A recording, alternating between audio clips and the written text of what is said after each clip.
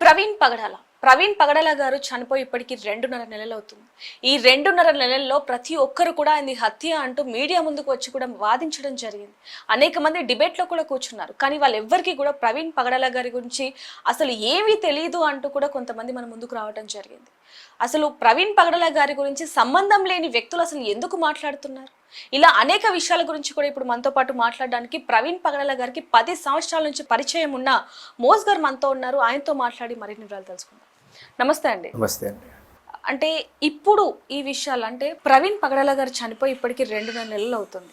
ఇప్పుడు ఈ టాపిక్ తీయడానికి గల కారణం ఇప్పుడు చాలా మంది కూడా అనుకుంటున్నారు ఆయన చనిపోయి ఇన్ని నెలలైనా కూడా ఎందుకు మాట్లాడుతున్నారు అనేది. ఎందుకంటే చాలా మంది కూడా ఆయనకి సంబంధం లేని వ్యక్తులు మీడియా ముందుకు వచ్చి అనేక విషయాలను చెప్తున్నారు. అవన్నీ నిజమా కాదా, వాస్తవాలా అవాస్తవాలా అనే కోణంలో మిమ్మల్ని అడగడం జరుగుతుంది. అంటే అసలు ప్రవీణ్ పగడాల గారు ఎలాంటి వాళ్ళు? వ్యక్తిగతంగా అడుగుతున్నారా లేకపోతే సామాన్య? వ్యక్తిగతంగా చాలా మంచోళ్ళు అండి. ఆయనకు మందలు పట్టే కానీ లేకపోతే ఫ్యామిలీలో గొడవలే కానీ ఇలాంటివి ఏవీ లేవు. చాలా ప్రతి ఒక్కరితో చాలా ప్రేమగా ఉండేవాడు. నేను 10 ఇయర్స్ నుంచి ఆయనతో ఉంటున్నాను. ఏ రోజు కూడా ఆయన ముఖంలో కోపం కానీ ఎప్పుడు మేము చూసిన వాళ్ళం కాదు. ఒకరి మీద ఒకరికి వ్యతిరేకంగా మాట్లాడడమే కానీ ఒకరిని ద్వేషించడమే కానీ ఎప్పుడూ లేదు. నేను ఒక 10 ఇయర్స్ నుంచి అన్నతో దగ్గరగా ఉన్నాను కాబట్టి ఏ రోజు కూడా అన్న వ్యక్తిగతంగా కానీ తన జీవితంలో కానీ ఎలాంటి ఇబ్బందులు కానీ ఎలాంటివి ఏం లేవు. చాలా మంచి వ్యక్తి. అంటే మీరు చూస్తే ఉండొచ్చు ఆయన చనిపోయిన రోజు నుంచి మొన్నటి వరకు కూడా ఎలాంటి వీడియోలు వచ్చాయి, ఎలాంటి వాస్తవాలు అంటే చాలామంది మీడియా ముందుకు వచ్చి మాట్లాడిన సందర్భాలు ఉన్నాయి. అయితే ఆయన వ్యక్తిగతంగా ఎవరికి సరిగ్గా పరిచయం లేదు. ఈ మీడియా ముందుకు వచ్చిన చాలామందికి కూడా వాళ్ళు అంటే తాగుతున్నారు, ఆయనకు అలవాటు ఉంది, మద్యం అలవాటు ఉంది, తాగుతూనే వెళ్ళారు అంటూ అనేక వీడియోలు వచ్చాయి. మరి ఆ వీడియోలు చూసి మీరు ఎందుకు స్పందించలేదు అప్పట్లో? మేడం, మేము స్పందించడానికి ఆసక్తి ఉన్నా కానీ ఒకవేళ మేము చెప్పినా కానీ నమ్మే పరిస్థితి లేదు మేడం. మాకు ఎవరైతే ఇప్పుడు మీరు తాగి పడిపోయారు అంటున్నారో, ఎవరైతే ఇంటర్వ్యూస్ ఇస్తూ మాట్లాడుతున్నారో అసలు వ్యక్తిగతంగా ఆయన గురించి వాళ్ళకి ఏం తెలుసని మాట్లాడుతున్నారు? పోనీ ఈ అడిగే వాళ్ళైనా కానీ ఎవరైతే వెళ్ళి అడుగుతున్నారో ఎవరు చెప్పింది వింటున్నారో తప్పితే కనీసం డైరెక్ట్ చూసిన వాళ్ళు లేరు.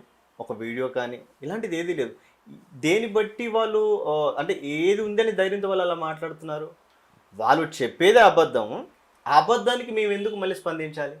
ఓకే, అంటే చెప్తున్నది అబద్ధం అని చెప్పటానికైనా స్పందించాలి కదా.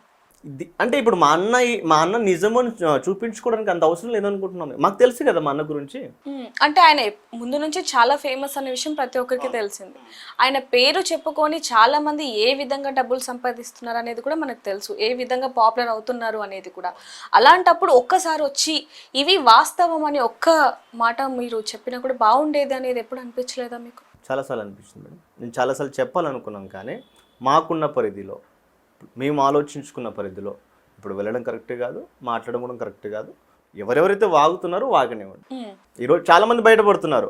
ఇప్పుడు వారు ఒకప్పుడు ప్రవీణ ఉన్నప్పుడు ఆయన వాళ్ళతో స్నేహం చేసి లేకపోతే వాళ్ళు అన్న బ్రతికి ఉన్నప్పుడు వాళ్ళ అన్న గురించి ఎప్పుడు ఒక వీడియో మాట్లాడలేదు. ఏ రోజు కూడా ఆయన కలిసినట్టు దాఖలు కూడా లేవు. ఈ మాట్లాడిన వాళ్ళు ఇప్పుడు ఎవరు మన జాన్ పాల్ ఏదో మాట్లాడని నేను అన్నతో అంటున్నాడు, అభినయ్ నేను ఒకసారి ఏదో కలిసిన అంటున్నాడు. కానీ వ్యక్తిగతంగా ఆయన ఏంటో వీళ్ళకి తెలియదు. తెలియకపోయినా ఆయన గురించి వాళ్ళు అబండాలు వేస్తున్నారు, మాట్లాడుతున్నారు. అంటే ఒక రకంగా చూసుకుంటే ఆయన చనిపోయినప్పటి నుంచి ఇప్పటి వరకు చాలా మంది సపోర్ట్ చేస్తూ మాట్లాడారు ఆయనకి. ఓకే, అంటే ఇది యాక్సిడెంట్ కాదు, హత్య, ముమ్మాంటికి హత్య అంటూ కూడా ఖండించడం జరిగింది. మరి అప్పుడు మీరు వాళ్ళతో మాట్లాడిన సందర్భాలు ఉన్నాయా? లేదండి, మేము అప్పుడు కూడా మాట్లాడలేదు వాళ్ళతో. ఎందుకని? మాతో ఎప్పుడు వాళ్ళు మాట్లాడలేదు కాబట్టి మేము మాకు తెలుసు అది హత్య అని. మేము అదే నమ్ముతున్నాం. అంత స్పష్టంగా ఒక వ్యక్తి పైన బైక్ మొత్తం పడుకోబెట్టి ఉంది అంటే యాక్సిడెంట్ అయింది అన్న త్రాగి చనిపోయాడు ఎంత సింపుల్గా తీసేస్తారు. అంటే మామూలుగా ఆయన బండి మీద ఎప్పుడు అలానే ట్రావెల్ చేస్తూ ఉంటారా లేకపోతే ఈసారి అలా ట్రావెల్ చేశారా? ఆయన ఎప్పుడు అలా వెళ్ళలేదు మేడం. లాస్ట్ ఒకసారి మాత్రం వైజాగ్ నుంచి మాత్రం వచ్చాడు కానీ ఎప్పుడు ఆయన బైక్ మీద ట్రావెల్ చేసినట్టయితే మాకైతే తెలియదు. మేము ఎప్పుడు చూడలేదు. వ్యక్తిగతంగా నేను కూడా ఎప్పుడు చూడలేదు. కానీ ఒక్కసారి మాత్రం వైజాగ్ నుంచి వచ్చాడని మాత్రం తెలిసింది నాకు.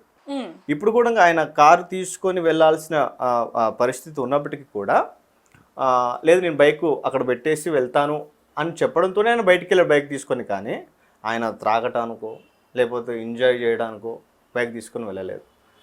ఆయనను చంపాలి అనేది చాలా రోజులు జరుగుతున్న కుట్ర అంట. కుట్రనే. ఎందుకు అంటే నేను కూడా ఒకసారి విన్నాను ఆయన నా దగ్గర నిల్చొని ఆయన ఫోన్ చేసి కొంతమంది నేను చంపేస్తాం.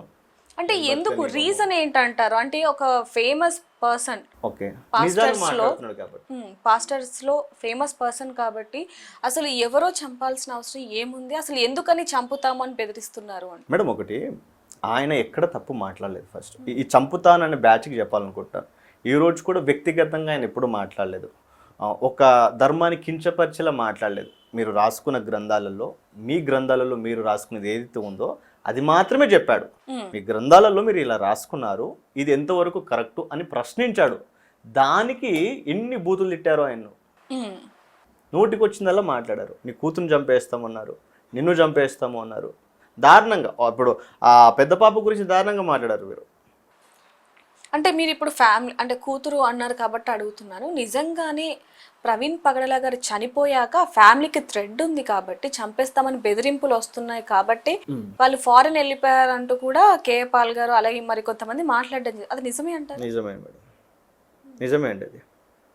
అంటే ఇక్కడ ఒక్కొక్కరు ఒక్కొక్క విధంగా చెప్తున్న మాట అని చెప్పొచ్చు. కొంతమంది ఏమో లేదు ఇక్కడే హైదరాబాద్ లోనే ఉన్నారు వాళ్ళ ఫామ్ హౌస్ లో అంటున్నారు. మరి కొంతమంది మాత్రం లేదు వాళ్ళు ఈ బెదిరింపులు తట్టుకోలేక ప్రాణ భయంతో యుఎస్ వెళ్ళిపోయారని మరి కొంతమంది. ఈ రెండిట్లో ఏది వాస్తవం అంటే? లేరు మేడం ఇక్కడ.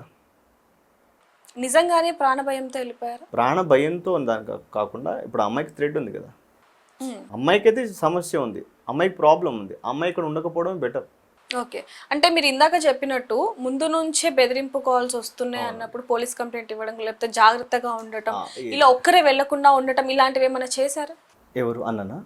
అన్న ఇప్పుడు పోలీస్ కంప్లైంట్ ఆయన ఎప్పుడు కూడా, నేను కూడా ఒకసారి అడిగాను ఈ విషయంలో, అన్న ఇంతగా బెదిరిస్తున్నారు కదా మీరు ఒకసారి కంప్లైంట్ చేస్తే బెటర్ కదా అన్నప్పుడు వాళ్ళు ఏమంటారు మతోన్మాద టైప్లో మారిపోయారు వాళ్ళు. ఇప్పుడు మనం వెళ్ళి కంప్లైంట్ ఇస్తే తీసుకొని ఏం చేస్తారు, మా అంటే 2 మాటలు అంటారు, కొంచెం ఏదో బెదిరించి పంపిస్తారు. కానీ దీని నుంచి పరిపూర్ణంగా మనల్ని మనం కాపాడుకోవాలంటే వాడు మారాలి. ఎదుటి వ్యక్తి మార్పు కోసం కంప్లైంట్ ఇచ్చినప్పుడు వాళ్ళ డీటెయిల్స్ ఇస్తారు కాబట్టి రేపు పొద్దున ఏదైనా ఇష్యూ అయితే ఖచ్చితంగా వాళ్ళ నుంచే ఇది జరిగింది అనేది ఒక క్వశ్చన్ మార్క్ ఉంటుంది కాబట్టి తెలిసిపోయేది కదా ఎవరు చంపారు. ఎప్పుడు ఒక వ్యక్తిని బంధించాలి లేకపోతే ఒక వ్యక్తి పైన ఇలాంటి చెయ్యాలని ఎప్పుడు అనుకోలేదు మేడం. ఆయన దారుణంగా తిట్టినా కానీ ఆ వ్యక్తి కనిపించినప్పుడు చాలా ప్రేమగా మాట్లాడి ఆప్యాయంగా మాట్లాడి హత్తుకొని చాలా మంచిగా ఉంటాడు. మీతో ఏ విధంగా ఉండేవాళ్ళు? నాతో చాలా, నా వ్యక్తిగత విషయాలే కావచ్చు, నా పర్సనల్ జీవితం గురించే కావచ్చు. ఈరోజు నేను ఈ స్థాయిలో ఉన్నాను అంటే నేను 2016కి అన్న దగ్గరికి వచ్చాను. నాకేం తెలియదు అప్పుడు, నాకు పెద్దగా ఏం పని రాదు, నేను అంతగా చదువుకోలేదు. సో అలాంటి పరిస్థితుల్లో ఏం పని చేయాలని అర్థం కాని స్థితిలో అన్న దగ్గరికి వచ్చినప్పుడు అన్నీ నాకు డ్రైవింగ్ నేర్పించాడు. డ్రైవింగ్ నేర్పించి అన్నీ ఒక జాబ్ ఇప్పించి ఆ జాబ్ నుంచి ఈరోజు నేను ఒక స్థాయికి వచ్చానండి. నా బ్రతుకులో చాలా ప్రాముఖ్యమైన పాత్ర అన్నది. అన్న లేకపోతే ఒక స్టేజ్లో నేను చనిపోవాల్సి ఉండే, నా కుటుంబ సమస్యలను బట్టి నాకున్న ఒత్తిడిని బట్టి నేను చనిపోయే స్థితిలోనికి వెళ్ళాల్సి ఉండే. కానీ ఈరోజు ఈ మోజెస్ అనేవాడు బతికి ఉన్నాడు అంటే అతి ముఖ్యమైన మూల కారణం మా అన్నే. ఎందుకంటే నా ప్రతి చిన్న కష్టం ఆయనతో పంచుకునేంత రిలేషన్ ఉంటే మాకు చాలా అద్భుతంగా ఉంటుండే. ఏ సమస్య వచ్చినా, ఇప్పుడు ఒక చిన్న సమస్య వచ్చిందనుకో నేను ఎవరు కాల్ చేసేవాను కదా, మా అన్న ఉన్నాడని ఒక ధైర్యంతో ఆయనకు చెప్పేవాడిని. అదేవిధంగా ఆయన నా సమస్యలు తీర్చేవాడు. వ్యక్తిగతంగా